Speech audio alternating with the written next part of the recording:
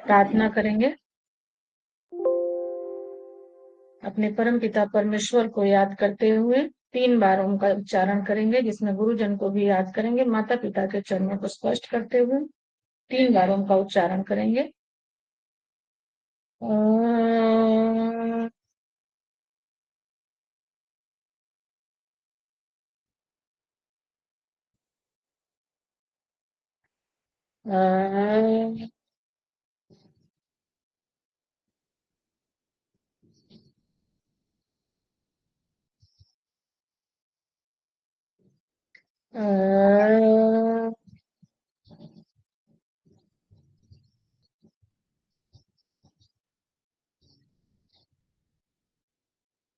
ॐ भूर्भुवः स्वः तस्य वितुर्वरेण्यं भर्गो देवस्य धीमहि धियो यो नः प्रचोदयात्।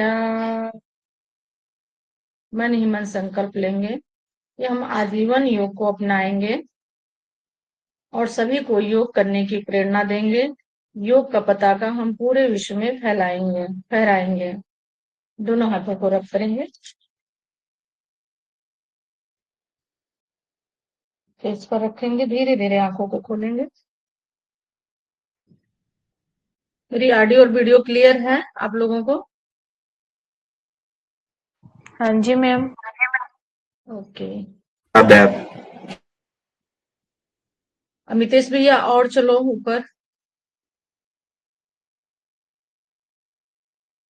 बंद मुद्रा जहां पर है वहां पर लेकर के आओ। आज बंद पढ़ाने हैं, मुद्रा तक हो गया था।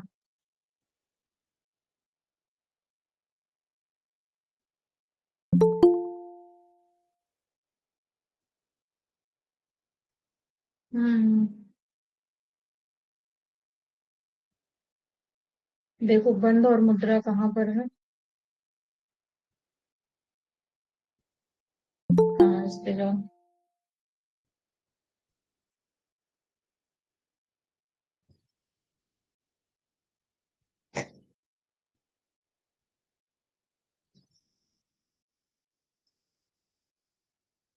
इसमें भी मुद्रा तक हो गया था कंप्लीट। आसन हो गए थे, मुद्रा हो गया था, बंद पढ़ाना है।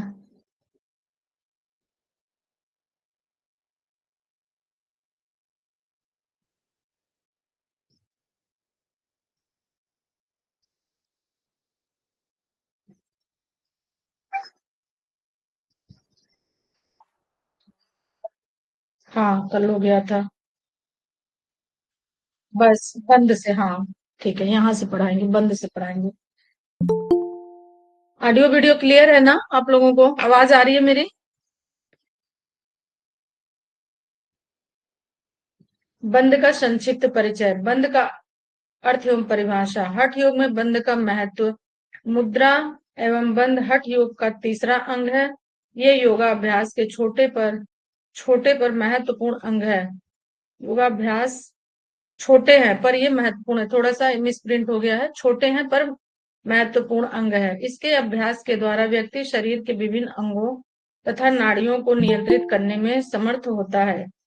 इसलिए योग में मुद्राओं एवं बंधों का स्थान आसन और प्राणायाम से भी बढ़कर के है। बंध का अर्थ एवं परिभाषा। नेक्स्ट। बस बस थोड़ा सा नीचे करो। बंध शब्द का शाब्दिक अर्थ है बांधना या कड़ा करना। बंध बंध शारीरिक अभ्यास है, परंतु अभ्यासी के संपूर्ण शरीर में व्याप्त विचारों एवं आत्मिक तरंगों में प्रवेश का ये चक्रों पर सूक्ष्म प्रभाव डालते हैं। बंधों के अभ्यास से शरीर के सूक्ष्म केंद्रों ग्रंथियों का जागरण होता है। ये ग्रंथियां मुख्य रूप से 3 मानी गई हैं: ब्रह्म ग्रंथि, विष्णु ग्रंथि तथा रुद्र ग्रंथि। जैसा कि अभी आपने देखा कि ये छोटा सा पार्ट है, ठीक है। बंद का मतलब वो है बहुत ज्यादा छोटा सा पार्ट। जैसे कि अभी तक हमने आपको बताया आसन वगैरह के बारे में और मुद्राओं के बारे में, जिसमें मुद्राएं तो बहुत बड़ी बड़ी सी हैं। बंद इसका छोटा सा पार्ट है, ठीक है, लेकिन ये प्रभाव बहुत ज्यादा डालता है आपके बॉडी पर। अगर बंद का भी अभ्यास आप कर लेते हैं तो बहुत सारी चीजें अपने जीवन में आप पा सकते हैं, और ये सब चीजें सिर्फ योग के ही माध्यम से आप कर सकते हैं। अदरवाइज आपको अगर बंद के बारे में पता नहीं होगा तो आप कभी भी नहीं कर सकते हैं इसको, आप जानेंगे ही नहीं कि बंद क्या है। ठीक है, तो वैसे बंद हमारा जो है मूल रूप से 3 है। ठीक है, जिसमें मूल बंद, उद्यान बंद और जालंधर बंद। मूल बंद हमारा हो गया एनएस पार्ट, ऐसे समझ लिए उसको मूल बंद कहते हैं क्योंकि उसको रूट चक्रा बोलते हैं।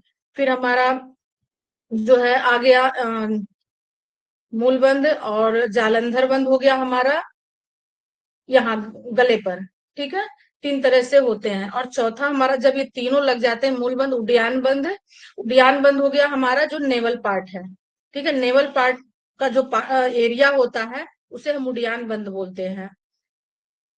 और ये तीनों बंद जब एक साथ जिनको जिस व्यक्ति को लगने लगता है तब वहां पर आता है महाबंद।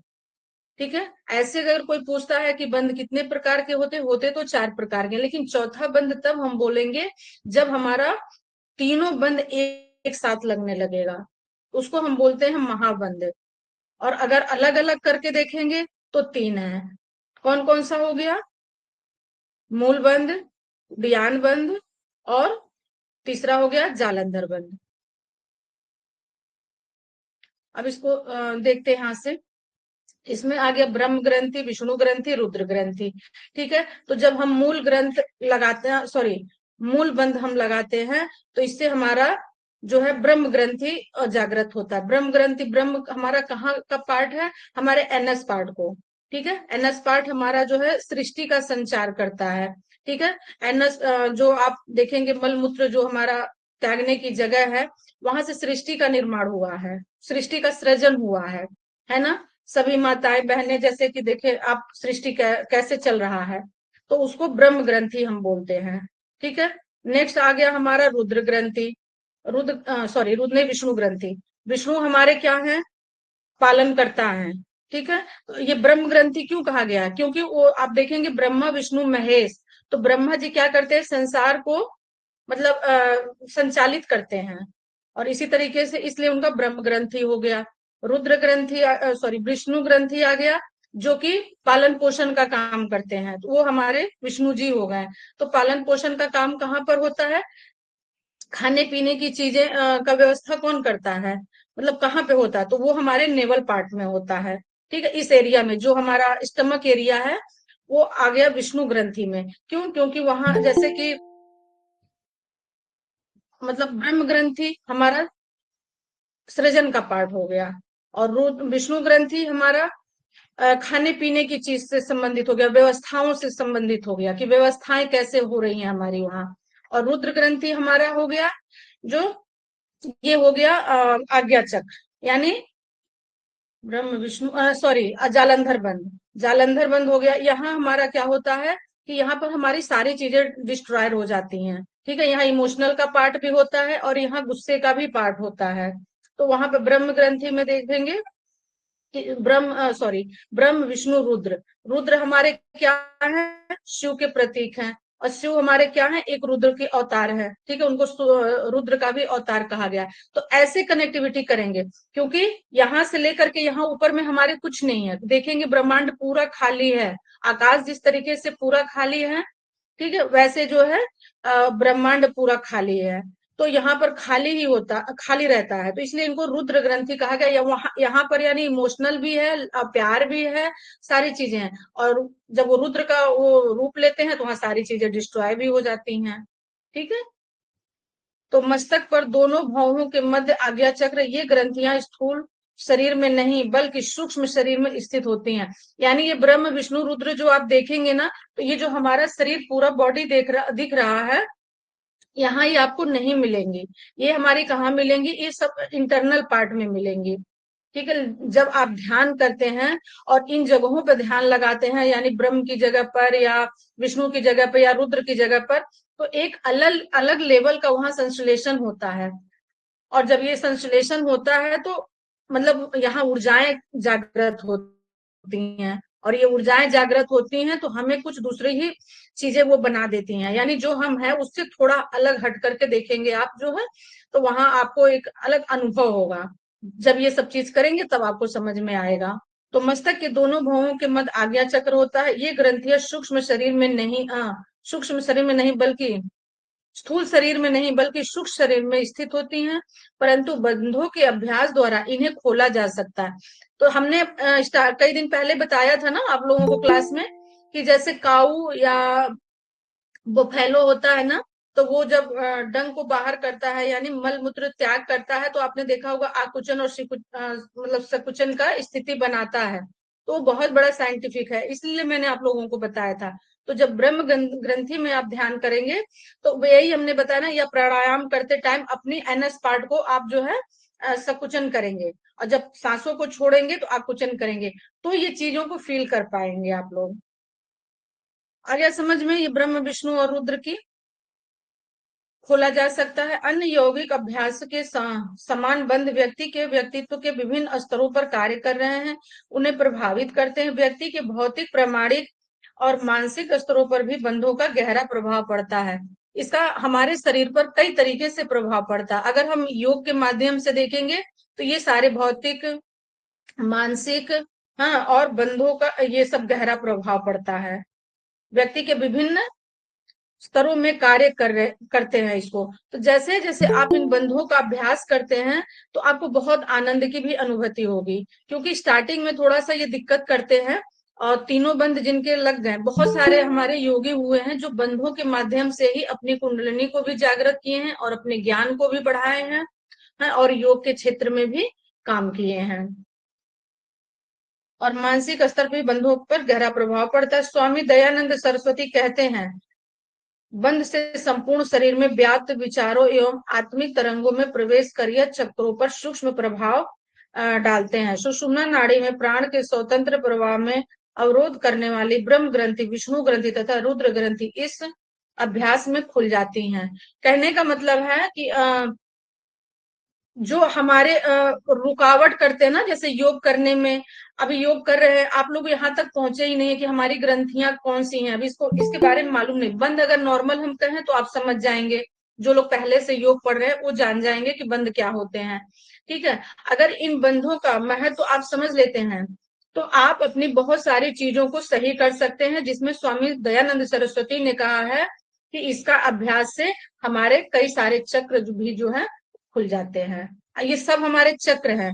योग में हम चक्र बोलेंगे, और जब आप साइंस के लैंग्वेज में बोलेंगे पढ़ेंगे तो यही हमारे ग्लैंड में परिवर्तित हो जाते हैं, जो कि किसी को दिखते नहीं है।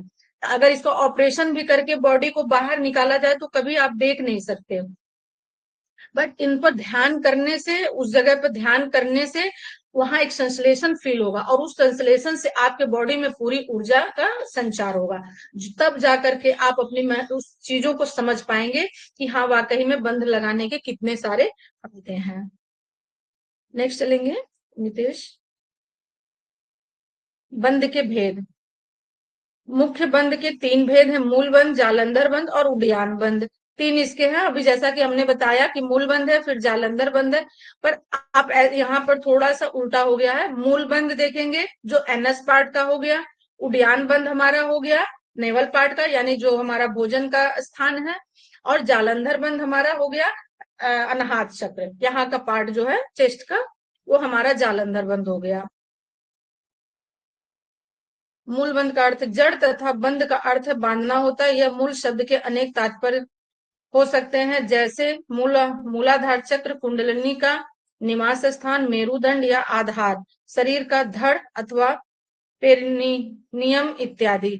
तो वही हमने बताया ना कि ये मतलब ये रूट चक्रा हमारे हैं। ठीक है, इसको हम रूट चक्रा भी बोलते हैं, मूलाधार भी बोलते हैं, और मेरुदंड भी बोलते हैं। यहीं से हमारा मेरुदंड यानी स्पाइन हमारा यहीं से पूरा स्टार्ट होता है।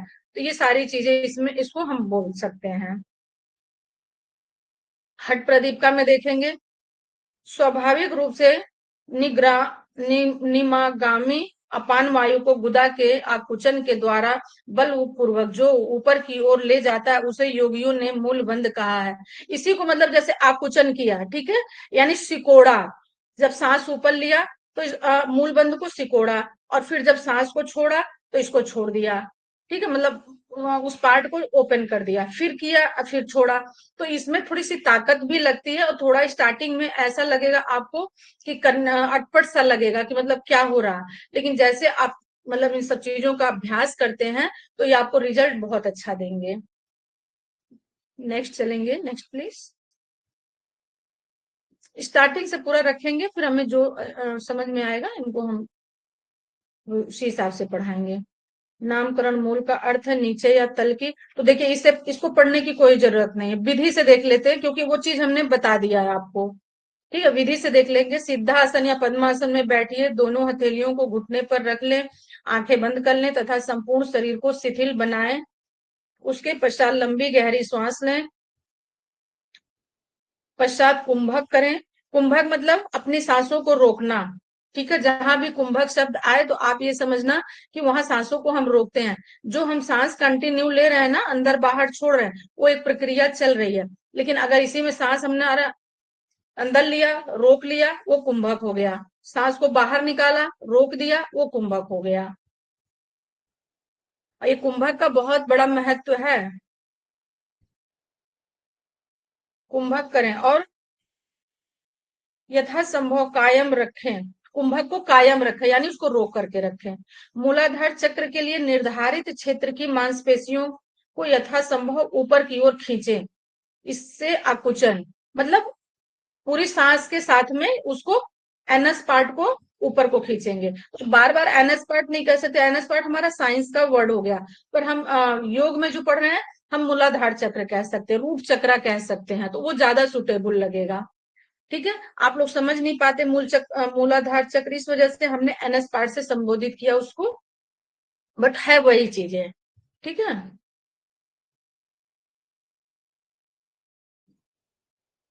इस अवस्था में श्वास रोकने की क्षमता जितनी हो उतनी देर स्थिर रहिए। तत्पश्चात स्नायुओं को छोड़िए, यानी स्नायुओं में सांसों को छोड़िए, ढीला करके सकुचन को भी ढीला कर दें। अब धीरे धीरे रेचक की क्रिया कीजिए, अर्थात धीरे धीरे श्वास यानी लीजिए और छोड़िए।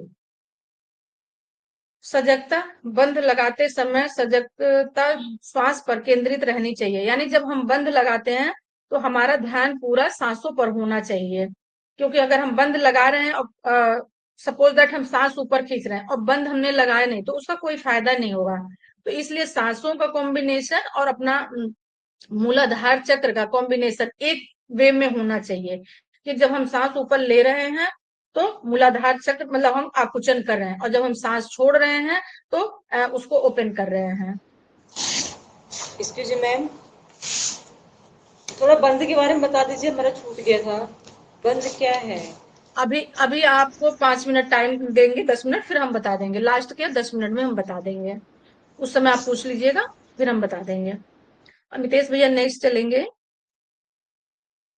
अब आप चलेंगे उद्यान बंद पे चलेंगे।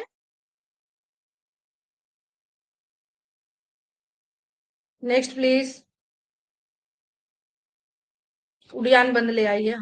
चलिए, जालंधर बंद आ गया, ठीक है, इसमें ऐसे ही दे रखा है। जालंधर बंद सेकंड है हमारा, जालंधर बंद। नामकरण योग परंपरा में जालंधर बंद का उद्गम इस प्रकार माना जाता है कि ये 3 बंधों में मिलकर बना है, जिसका अर्थ है जलधर बोध। ग्रीवा ग्रीवागत नाड़ियों का समूह ऊपर की तरफ खींचना।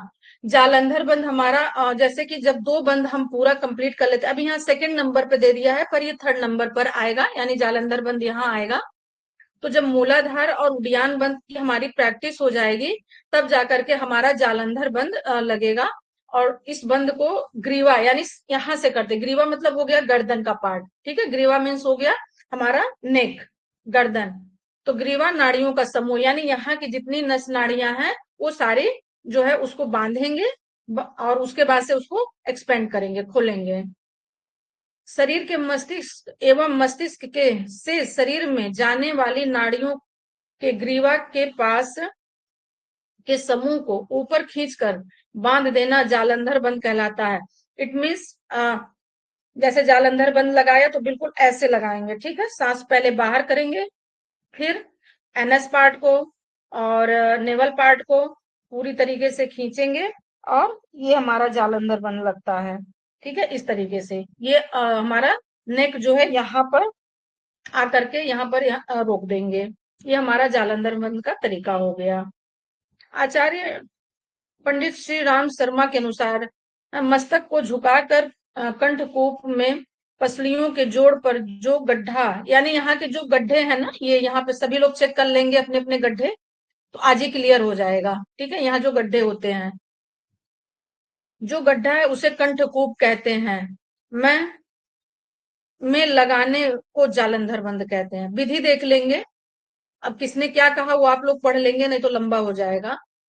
किसी ध्यानात्मक आसन में बैठकर कमर तथा गर्दन को सीधा रखते हैं, हाथ ज्ञान मुद्रा में, ज्ञान मुद्रा ये, हाँ, या चिन्ह मुद्रा में, चिन्ह मुद्रा जो है ये होता है, चिन्ह मुद्रा ऐसे लगता है, या चिन्ह मुद्रा में रखकर आंखें बंद कर संपूर्ण शरीर को शिथिल करते हैं। शिथिल मतलब जब पूरी सांस को बाहर निकाल करके एक दो बार अंदर करेंगे बाहर करेंगे तो बॉडी शिथिल हो जाएगी। इसके बाद धीरे धीरे दोनों नथुनों से, यानी नाक के दोनों होल से श्वास खींचते हैं और अंदर रोक करके सिर गर्दन को झुकाते हैं। जैसा कि अभी हमने बताया, सांस को अंदर भरेंगे, फिर उसको रोकेंगे, फिर अपने सिर को या गर्दन को उसको झुकाएंगे। झुकाते हुए ठोडी को कंठकूप में, यानी जो यहाँ होल है थोड़ा सा देखेंगे, कंठकूप में लगाते हैं। हाथों को सीधा रखते हैं, ध्यान रहे पीठ सीधी रहेगी। ठीक है, हम बार बार ये बात बोल रहे हैं कि स्पाइन हर पोजीशन में आपकी सीधी रहेगी। वो डिपेंड करता है कि आप कौन सा आसन, प्राणायाम, ध्यान, बंद मुद्रा कर रहे हैं, उसके अकॉर्डिंग हमेशा वैसे ही अपने स्पाइन को आप लोग रखेंगे। हाथों को सीधा रखेंगे, पीठ सीधी रहेगी, झुकेगी नहीं। कंधों को थोड़ा ऊंचा उठा लेते हैं। यथाशक्ति कुंभक करने के बाद धीरे धीरे सिर को उठाते हैं एवं धीरे धीरे श्वास छोड़ते हैं। श्वास के सामान्य होने पर पुनः यह क्रिया दोहराते हैं, यानी दो तीन बार इसको दोहराते हैं, दो तीन बार चार बार आप दोहरा सकते हैं। ध्यान, इसमें ध्यान विशुद्धि चक्र का करते हैं। लाभ जालंधर बंद में निम्नलिखित लाभ होते हैं। विशुद्धि चक्र भी हमारा यही होता है। ठीक है, अब लाभ इसमें देख लेंगे, इससे करने से क्या लाभ होते हैं। इससे थायराइड, पैराथायराइड ग्रंथियां प्रभावित होती हैं तथा ढंग से कार्य करती हैं। जालंधर बंद से श्वास प्रश्वास क्रिया पर अधिकार प्राप्त हो जाता है। ज्ञान तंतु बलवान होता है, यानी इससे क्यों करने से जो थायराइड हमारा होता है, या पैराथायराइड दो प्रकार से होते हैं ना, एक थायराइड होता है, एक पैराथायराइड होता है, ये दोनों ठीक होते हैं। और हमारा जो ज्ञान भी होता है ना, वो भी बहुत ज्यादा बढ़ता है, ज्ञान की भी प्राप्ति होती है। सावधानियां, अब इसमें सावधानियां भी देख लेंगे कि किसको नहीं करना चाहिए या क्या करने से क्या हो जाता है। इसको करने से जो इसके बैक ड्रॉप पॉइंट है वो है सर्वाइकल स्पॉन्डाइलिसिस हृदय रोगी तथा उच्च रक्तचाप के रोगी ना करें। अतः मानसिक मस्तिष्क के दबाव में चक्कर आने वाले रोगी ना करें, यानी जिनको चक्कर वगैरह आता है वो ना करें। और जिनको सर्वाइकल की प्रॉब्लम होती है, ठीक है, सर्वाइकल में हमेशा ध्यान रखेंगे कभी भी गर्दन नीचे को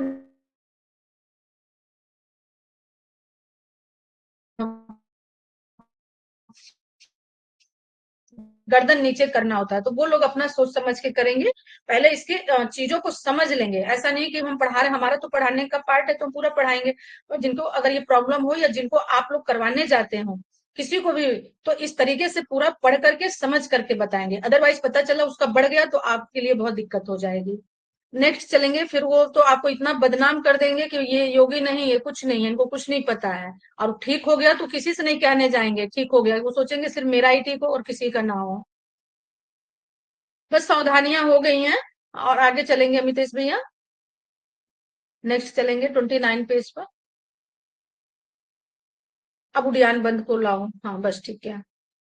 तीसरा है उड़ियान बंद, लेकिन ऐसे बुक में स्पेसिफिक दूसरे नंबर पर उड़ियान बंद है, क्योंकि हम नीचे से काउंट करते हैं ना, जालंधर सॉरी मूलाधार चक्र से करते हैं। तो मूलाधार चक्र, फिर उड़ियान, फिर जालंधर। अब इसमें प्रिंट इस तरीके से हो गया है तो ऐसे पढ़ा रहे हैं, जबकि दूसरे नंबर का है उड़ियान बंद। उड़ियान शब्द का अर्थ होता है ऊपर उठाना या उड़ाना। इसमें हम मध्य पेट और उदर को वक्ष की तरफ ऊपर खींचते हैं तथा यह प्राण के ऊर्ध्वगामी उड़ान में सहायता होता है, इसलिए इसका नाम उड़ियान बंद पड़ा है। कहने का मतलब है हम सांसों को पहले फिर बाहर छोड़ेंगे। अभी मूल बंध में आपने क्या देखा, एनएस पार्ट को आपने सकोड़ा और फिर छोड़ा, यानी एक्सपेंड किया और एक्सटेंड किया, एक्सपेंड किया और एक्सटेंड किया। तो वो हो गया आकुचन और सकुचन। ये सबसे बेस्ट आपका लैंग्वेज है, आकुचन सकुचन आप लोग याद रखो। ठीक है, ये योग की लैंग्वेज में है। ज्यादा उसमें पढ़ोगे तो भूल जाओगे आप लोग। उसके बाद से इसमें भी सेम ऐसे कि हम सांसों को पूरा बाहर निकालेंगे। पेट जो है पेट वाला हिस्सा है, उदर वाला हिस्सा, इसको बैक साइड कमर में कमर के जो स्पाइन है उसमें सटाने की कोशिश करेंगे। जिनका बड़ा बड़ा पेट होगा उनका नहीं हो पाएगा, सटेगा नहीं। पहले वो अपने पेट को कम करें। उसके बाद से उसको पूरा हम अंदर की तरफ खींचेंगे, ले जा करके अपने स्पाइन में सटाएंगे और ऊपर की तरफ सांस लेंगे, मतलब बॉडी को पूरा ऊपर करेंगे, ऊर्ध्वागामी। ठीक है, जहां जैसे ऊर्ध्वागामी लिखा गया है, इसको उठाएंगे तो इसको हम उड़ियान बंद कहते हैं। अब आचार्य पंडित जी ने क्या कहा, इसको भी थोड़ा सा देख लेते हैं। पेट में स्थित आंतों को ऊपर खींचने की क्रिया को उड़ियान बंद कहते हैं। किसी ने कहा है कि जो बंद प्राण को सुषुम्ना की ओर ले जाता है उसे उड़ियान बंद कहते हैं। सुषुम्ना का नाम आप लोगों ने कितनी बार सुना है कि जो है हमारी 3 नाड़ियां होती हैं, ईडा, पिंगला और सुषुम्ना। सुषुम्ना जिसमें से मेन है हमारी, तो इसको भी वो जागृत करती है और ऊपर की तरफ तेजी से उठाती है, जो कि हमारा ऊर्जा का संचार है। ऐसे हम जो नॉर्मल श्वास लेते हैं, श्वास प्रश्वास, ये तो हमारा ऐसे चलता ही रहता है। और ये जब देखेंगे सुषुम्ना नाड़ी जब जागृत होती है तो ये ओनली 4 मिनट के लिए होती है। तो ये आप लोग कैसे इसको समझ पाएंगे कि 4 मिनट के लिए कब जागृत होती है, तो बहुत इस पे ध्यान करना पड़ेगा। खैर ये आपके अभी समझ की बात भी नहीं है, तो मैं इसको यहीं पर ड्रॉप करूंगी।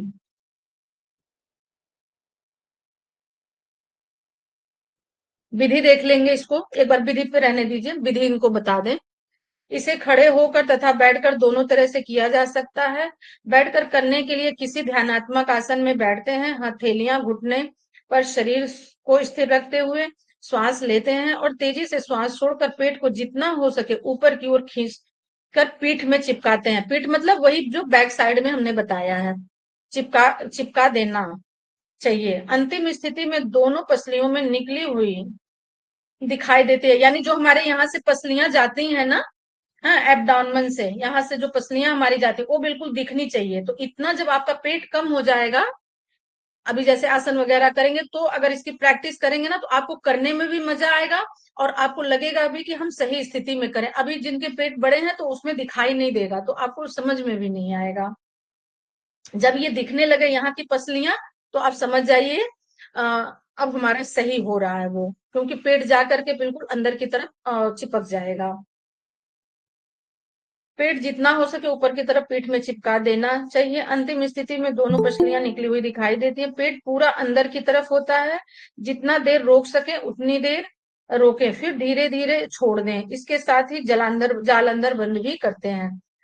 वैसे तो हमने कहा ना कि एक एक बंद पहले करके प्रैक्टिस कर लीजिए। जब तीनों बंद आपको लगे कि अब हम तीनों बंद कर लेते हैं, तब जा करके ये चौथा बंद लगाना चाहिए, महाबंद। फिर तीनों बंद एक साथ लगाते हैं। ध्यान इसमें नाभि चक्र पर ध्यान करते हैं। जब ये बंद लग उसमें हमने उड्डयन बंद पर पता जालंधर बंद में कहाँ लगाना था, विशुद्धि चक्र में। और इसमें जो है नाभि चक्र में आपको ध्यान करना है। इससे संपूर्ण पाचन तंत्र प्रभावित होता है। सभी पाचन विकार, अपच, मंदाग्नि, मंदाग्नि हो गया वही जिनके इंसुलिन वगैरह नहीं बनते, जिनके भोजन नहीं पचते हैं, जिनकी पाचन क्रिया कमजोर होती है।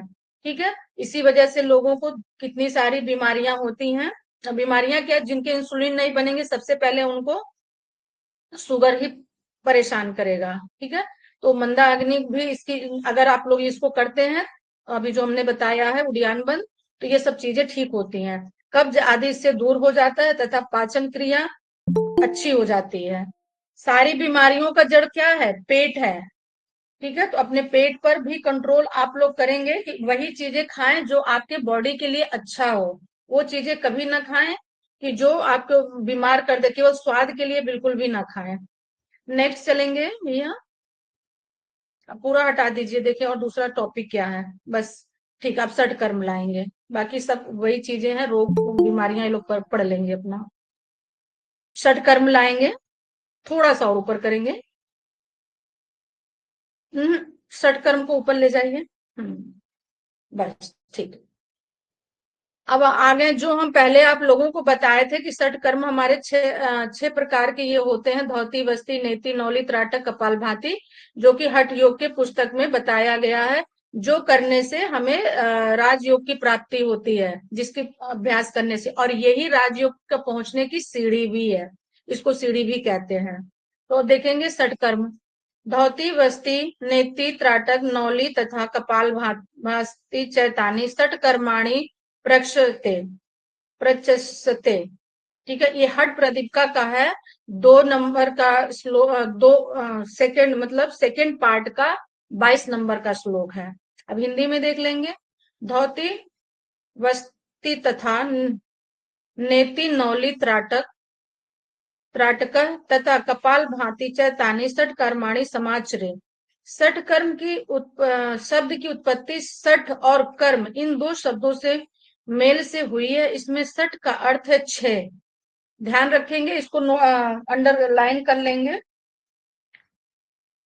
षट का मतलब है 6 और कर्म का मतलब है कार्य।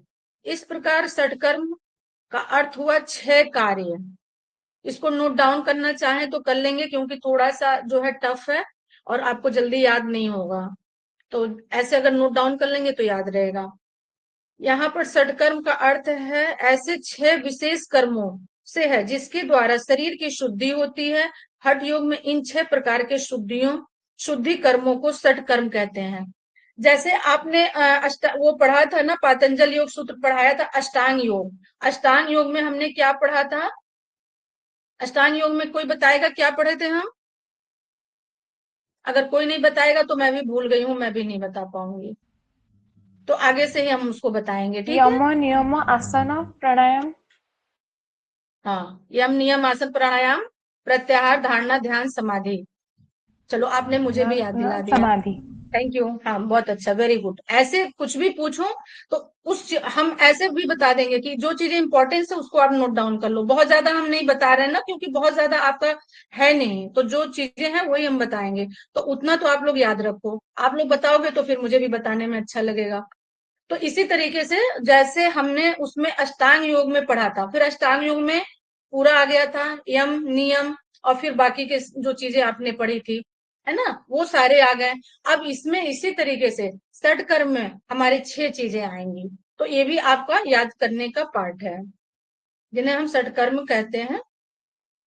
विशेष कर्मों से ही जिनके द्वारा शरीर की शुद्धि होती है। हठ योग में इन 6 प्रकार की शुद्धि कर्मों को षट कर्म कहते हैं। नेक्स्ट चलेंगे भैया, अमितेश भैया, पेज नंबर 30 ले चलिए। बस बस बस, ठीक है।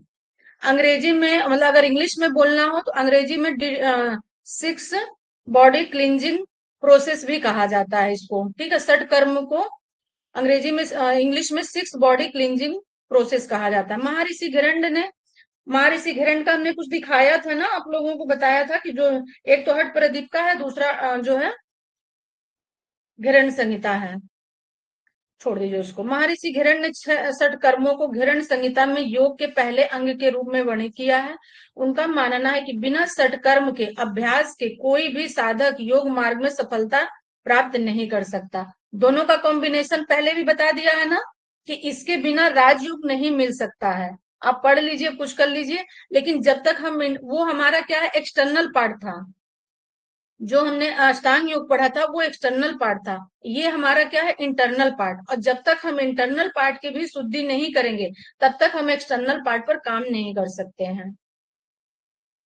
मतलब काम कर सकते हैं लेकिन वो रिजल्ट हमें नहीं मिलेगा। काम कर सकते हैं बट रिजल्ट, वो जो हमें फाइनल एक रिजल्ट चाहिए वो नहीं मिल सकता है।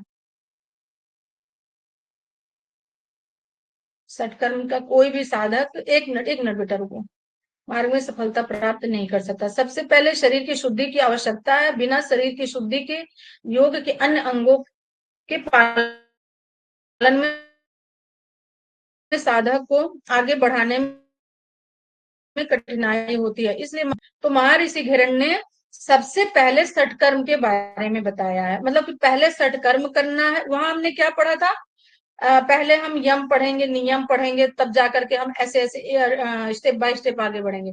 बट यहाँ इन्होंने बताया कि जब तक हम षटकर्म की क्रिया नहीं पूर्ण करते हैं तब तक हम योग का कोई भी चीज कंप्लीट नहीं कर सकते हैं। ठीक है, आगे और भी हम आप लोगों को बताएंगे।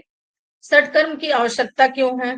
लगभग सभी चिकित्सा पद्धति योग या बीमारी के लक्षणों को आधार बनाकर उसका निवारण करने का काम कर रही है, परंतु जब तक कारण का निवारण नहीं किया जाएगा तब तक किसी भी रोग का स्थायी समाधान नहीं हो सकता। इसी का परिणाम है कि आज वर्तमान समय में बहुत सी चिकित्सा पद्धतियां प्रचलित है, परंतु सारे नए आविष्कार हुए हैं, बहुत सारे अस्पताल खुले हैं, लेकिन रोग या रोगियों की संख्या घटने के बजाय दिन प्रतिदिन बढ़ती जा रही है। इसका मेन कारण क्या है? आज पता है इंडिया का जो कैपिटल इसका शुगर का कैपिटल घोषित कर दिया गया है।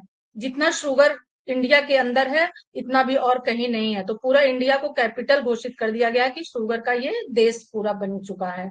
ठीक है, और जिसके लिए देखिए बहुत सही बात है, जो भी हमने पढ़ के बताया कि बहुत सारे अस्पताल खुल गए, बहुत सारे क्लिनिक खुल गई, लेकिन जितना ही खुल रहे हैं अब बीमारियां उतना ही बढ़ती जा रही हैं। क्यों? क्योंकि हम कॉस्ट फैक्टर पे काम ही नहीं कर रहे हैं। क्योंकि वो कॉस्ट फैक्टर क्या है उसको जब तक हम नहीं पकड़ेंगे तब तक हम किसी भी बीमारी का पूर्ण रूप से निवारण नहीं कर सकते, उसका समाधान नहीं कर सकते। मेडिसिन हम ले सकते हैं, आप डॉक्टर के पास जाएंगे 1000 रुपीज का आपको केवल वो फीस लेगा, ठीक है, और 5000 की वो दवा लिख देगा। लेकिन इतने समझदार लोग इंडिया में हैं, वो लेना पसंद करेंगे।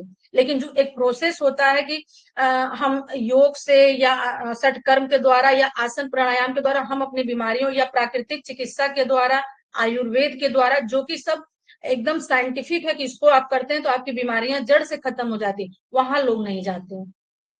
ठीक है, तो ये कितनी अच्छी उन लोगों की, मतलब हिंदुस्तान के लोगों की मानसिकता देखिए, पढ़ लिख करके भी ये उसी लाइन पर जा रहे हैं कि जो इजिली हमें प्राप्त हो जाए।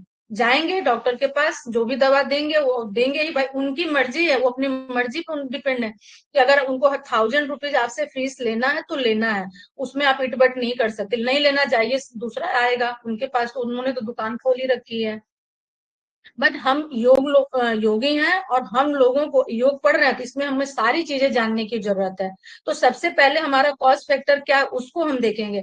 अगर मान लीजिए पेट में कब्ज बन गया है, एसिडिटी बन रही है, तो उस चीज को हम पकड़ेंगे कि ये ऐसा क्यों हो रहा है, और जब उस चीज को हम पकड़ लेंगे, समझ जाएंगे, तो वो हम योग के द्वारा या अपना षटकर्मों के द्वारा भी उसको बहुत हद तक रोक सकते हैं या कम कर सकते हैं।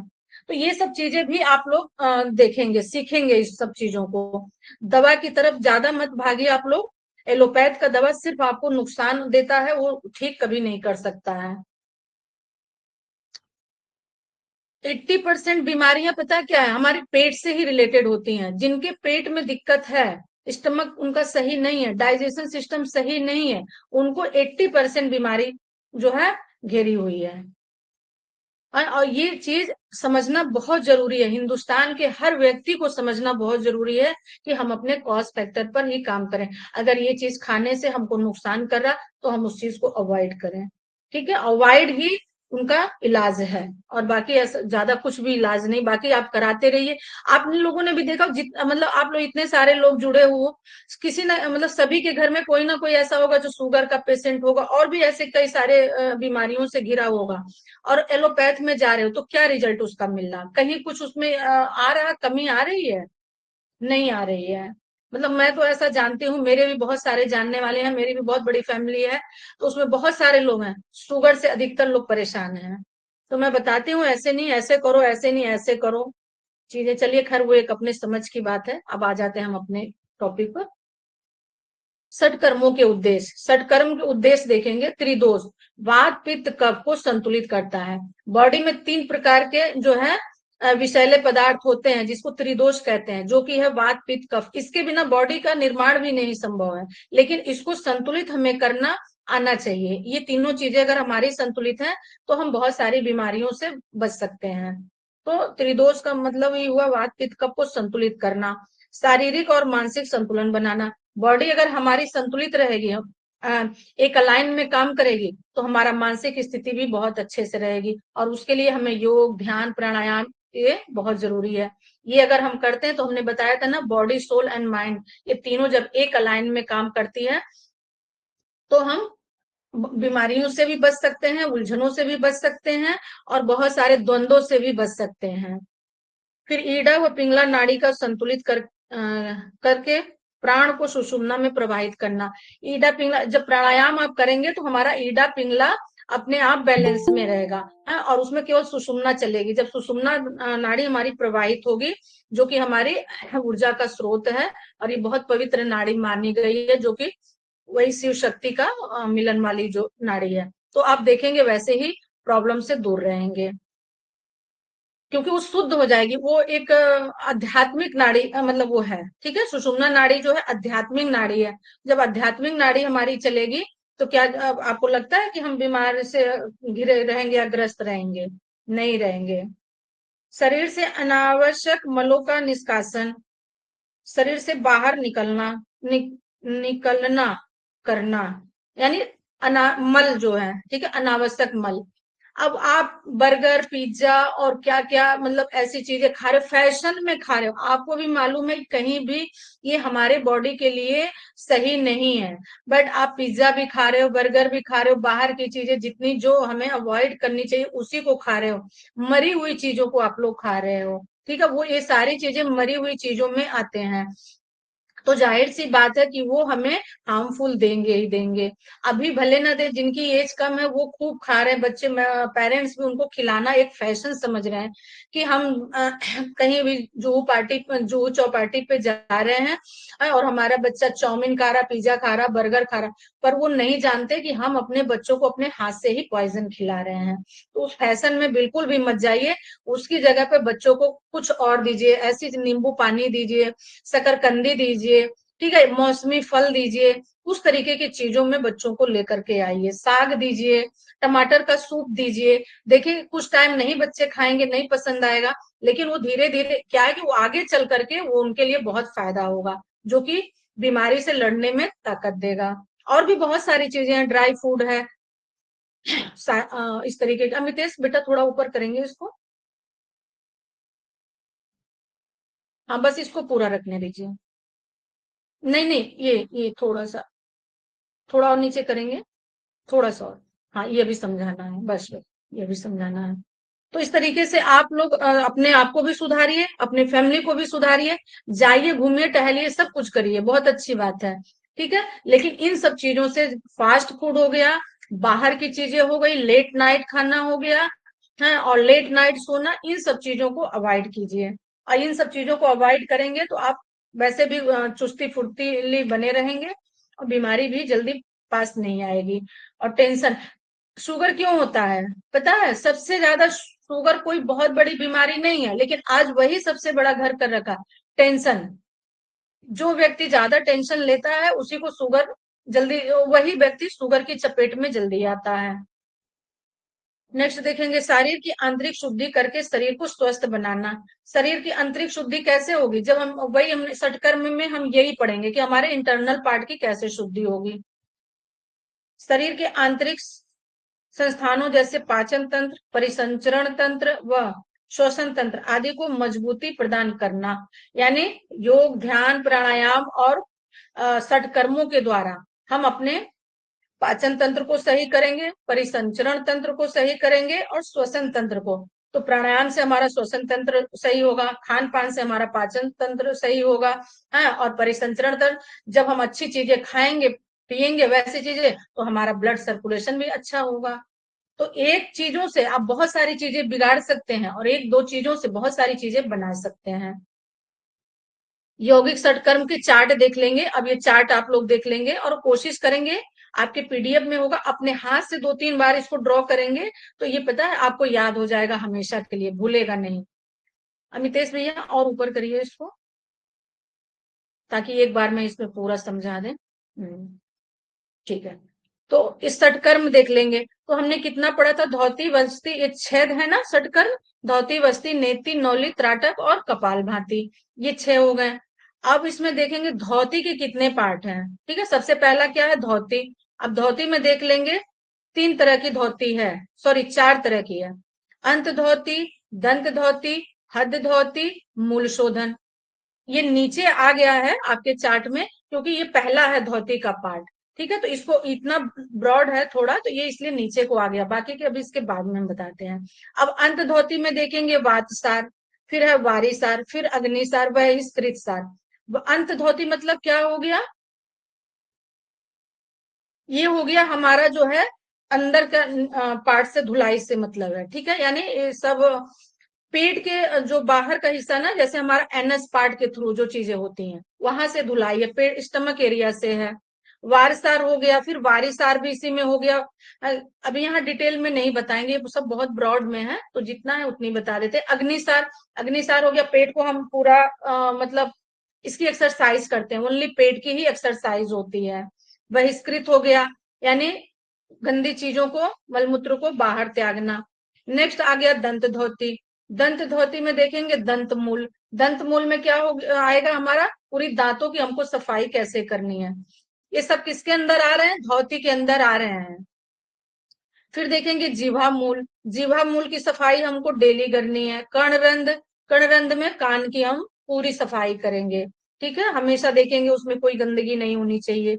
कपाल रंध, कपाल रंध का एक बता देती हूँ। कपाल रंध अभी सोचेंगे कैसे, कपाल हमारा ये हो गया पार्ट, ठीक है, इसकी भी हम धुलाई कर सकते हैं, इसको भी हम स्वस्थ रख सकते हैं। कैसे रख सकते हैं, सुबह उठते ही थोड़ा सा अंजलि में पानी लेंगे और वो पानी अपने सिर पर ऐसा ऐसा करके थपकी देंगे 5 से 7 बार। फिर दोपहर को खाना खाने के बाद सेम क्रिया करेंगे, और रात में सोने से पहले शाम, जैसे ये टाइम हो रखा तो ये टाइम सही है, इस टाइम में भी वही सेम क्रिया अपना सकते हैं। ये हो गया कपाल रंध की धुलाई। फिर नेक्स्ट आ गया हद धोती। अरे बहुत ज्यादा हो गया ना आज तो टाइम भी, चलिए अच्छा इसको कंप्लीट कर देते हैं। हद धोती हो गया, हद मतलब हो गया ये हमारा चेस्ट वाला सब पार्ट, यानी हृदय का पार्ट। वमन धोती, वस्त्र धोती, दंड धोती। अब वमन धोती में क्या करेंगे, पानी पिएंगे और पानी को उल्टी करेंगे, यानी वॉमिट करेंगे, ये हमारा वमन धोती हो गया। वस्त्र धोती हो गया, कपड़े 22 फीट के करीब, 22, हाँ 22 इंच के करीब लेंगे, ठीक है, कॉटन का कपड़ा होता है, उसको हम अंदर पूरा डालते हैं, अपने से नहीं डालेंगे आप लोग, एक टेक्निक होता है और ये किसी एक्सपर्ट के उसमें करेंगे सामने ही, तो पूरा वो धोती खा जाएंगे आप, थोड़ा सा बचाएंगे, अब फिर धीरे धीरे उसको निकालेंगे, तो जो भी हमारे इंस्टाइन का पार्ट होता है वो सब क्लीन हो जाएगा। ये वो धुलाई करने से बहुत मतलब 20 प्रकार की बीमारियां जो हैं वो खत्म होती हैं। दंड धोती इसी तरीके से, उसका एक आता है, क्या कहते हैं, जैसे केले का वो आता है ना, छोटा छोटा डंठल टाइप का पतला जो सबसे सॉफ्ट होता है, उसके थ्रू पहले पानी पिएंगे, फिर उसको डंडल को डालेंगे, डंठल को, और फिर उसके थ्रू पानी को निकालेंगे। ये हो गया दंड धोती। देख लिए कुंजल क्रिया तो आ ही गया उसी वमन में, और व्याधि क्रिया भी उसी को कहते हैं। मूल शोधन हो गया गणेश, मूल शोधन हो गया जो हमारा एनएस पार्ट होता है ना, तो एनएस पार्ट की भी सफाई करनी बहुत जरूरी होती है। ऐसे तो सभी को लगता है कि हम मलमूत्र त्यागने गए तो वॉश कर लिए, बट नहीं, वहां से देखिए आजकल कितनी बीमारियां हो रही हैं, फेडुला और ये अपना जो ब्लड वगैरह आ रहे हैं आजकल ना, पता नहीं क्या क्या सी बीमारियां हैं, अभी जस्ट मुझे नाम याद नहीं आ रहा है। तो इस तरीके की बहुत सारी बीमारियां हैं, तो उसकी भी हम उसकी भी धुलाई करते हैं। फ्रेश हो लिए, फ्रेश होने के बाद ऐसा ऑयल ले लीजिए, जैसे कि कौन सा ऑयल आता है, अरंडी का, ठीक है, या मस्टर्ड ऑयल ले लीजिए, या अरंडी का ऑयल ले लीजिए। उसको क्या करेंगे, बस अपने फिंगर में लगाएंगे थोड़ा सा, और फिंगर के माध्यम से उसको थोड़ा सा अंदर, मतलब इतना फिंगर डाल के, और उसकी सफाई कर लेंगे, तो ये गणेश क्रिया हो गया। ये भी करना बहुत जरूरी है, क्योंकि ऐसा नहीं कि हम एक चीज कर लिए और वो हमारा सही हो गया, ठीक है, तो जितने हमारे पार्ट्स हैं बॉडी के, उतनी ही क्रियाएं मतलब उस तरीके से बनी है कि आप इतनी इतनी ये सारी चीजें करेंगे तो हम पूरी तरीके से बीमारियों से छुटकारा पा सकते हैं। और इसमें से ऐसा कुछ भी नहीं है कि जो हम नहीं कर सकते, हम सब कर सकते हैं। बाकी के नेति नौली त्राटक कपालभाति के बारे में हम कल पढ़ेंगे, बस्ती, ठीक है, बस्ती नेति नौली त्राटक के बारे में कल पढ़ेंगे। अब शकुंतला मैम बताइए आपका क्या क्वेश्चन था, अपना क्वेश्चन पूछिए। हेलो। जी जी सुनाई दे रहा, बंध बोलिए। के बारे में थोड़ा सा बता दीजिए। बंध हमारे 3 प्रकार के हैं, ठीक है। जैसे कि आपने आसन पढ़ा, मुद्रा पढ़ा, तो बंध आया। बंध में हमारे 3 प्रकार के हैं, मूल बंध, उड्डयन बंध, जालंधर बंध। जब ये तीनों बंध हमारे एक साथ लगते हैं तब इसको महाबंध बोलते हैं। कोई तो पूछता है इसमें कि नहीं नहीं, ये बंध का शाब्दिक अर्थ है बंद मतलब बंधना या बांधना, कड़ा करना। हाँ बांधना। यानी हमने बताया ना, जब एनएस पार्ट को आप ऊपर को खींचेंगे तो एक तरह से हम उसको नहीं लग, तो टाइट से ही उसको बांधेंगे ना। और या लेकिन जब हम खुद की इस बॉडी को ये भी खुद बोल से ही सकते बांध हैं रहे हैं। कि रोकना हो गया, रोकना हो गया। आपको इतने टाइम से मैं यही चीजें बता रही हूँ कि जब हम एनएस पार्ट को खींचते हैं, जैसे हम प्राणायाम कर रहे हैं, सांस हमने ऊपर की तरफ लिया, तो हमने बॉडी को, हमने काऊ का वो एग्जाम्पल दिया है ना, कि काऊ जब वो अपना मल मूत्र त्यागती है तो वो देखती है ना, आकुचन सकुचन करती है। तो वैसे ही हमारा मूल बंध जो है, उसको हम ऐसे मतलब टाइट से आकुचन करेंगे। तो जब हम टाइट से करेंगे तभी तो वो रुका रहेगा। अगर आप लूज छोड़ देंगे तो देखेंगे, अभी प्रैक्टिस करके देख लीजिए, अभी उसका तुरंत आपको पता लग जाएगा, तो वो लूज हो जाएगा, तो आपका बंध नहीं लगेगा। तो टाइट मतलब जैसे सांसें हमने ली और खूब तेज से हमने अपना एनएस पार्ट को सपोर्ट करके रखा, ठीक है, तो वो बंधना उसको हो गया, वही मतलब बंद हो गया। अभी भी क्लियर नहीं हुआ है तो हम दूसरे तरीके से बताएंगे, बिल्कुल क्लियर होना चाहिए। बाकी सभी को क्लियर है बंद का? सभी लोगों को क्लियर है तो आप लोग हैंड ऐसे कर दे थम, ताकि मुझे पता लग जाए। वेरी गुड, ठीक है। शकुंतला मैम, आपका क्लियर हुआ कि नहीं हुआ? हाँ हो गया। ठीक है, उसी को बांधना। और टाइट से बांधे के सांस मतलब उसको रोकेंगे, वही टाइट से हो गया, कड़क हो गया, तभी वो रुकेगा। अदरवाइज लूज छोड़ देंगे तो वो फिर लूज ही हो जाएगा, फिर कैसा बंद फिर। ठीक है, और किसी का कोई क्वेरी है? यानी सभी को आ रहा है सब कुछ? मैम मेरा एक सभी लोग, क्वेश्चन था। जी मैम प्लीज बोलिए। मैम ये डिप्लोमा और पोस्ट ग्रेजुएट डिप्लोमा का सिलेबस सेम है? नहीं, पोस्ट ग्रेजुएशन का तो डिप्लोमा सेम कैसे होगा मैम? ये तो डिप्लोमा का है ना, ये पोस्ट ग्रेजुएट वो वाला नहीं है, मास्टर्स वाला नहीं है, ठीक है। ये मास्टर्स वाला डिप्लोमा नहीं है, वो 2 साल का होता है मैम, और वो डिग्री होती है, डिप्लोमा नहीं होता। और ये आपका जो है, इसको हम पीजी डिप्लोमा बोलते हैं। और वो तो पोस्ट, मैंने डिप्लोमा ज्वाइन किया है, डिप्लोमा इन योगा टीचर, तो ये उसी का सिलेबस है? हाँ। अब आपने कौन सा किया है? आपने फीस कितनी पे की है?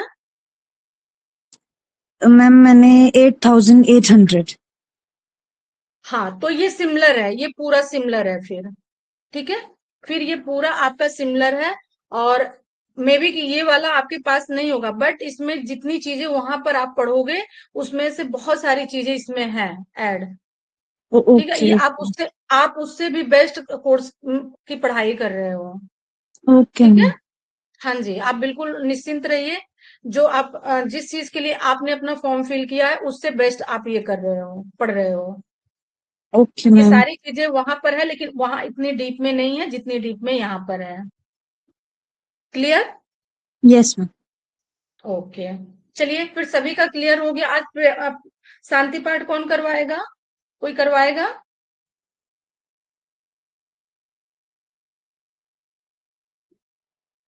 कोई नहीं करवाएगा, चलिए ठीक है, मैं करवाती हूँ। सभी कमर गर्दन सीधी करके बैठेंगे।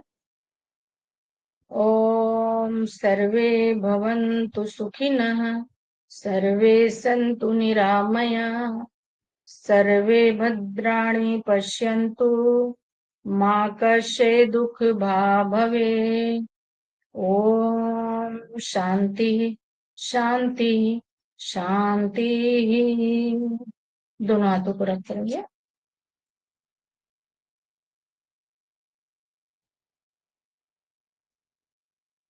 सर, आपने कुछ बोलना है सर?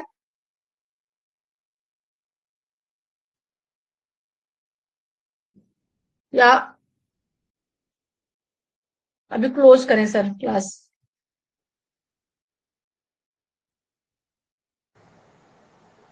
राधे राधे मैम। राधे राधे।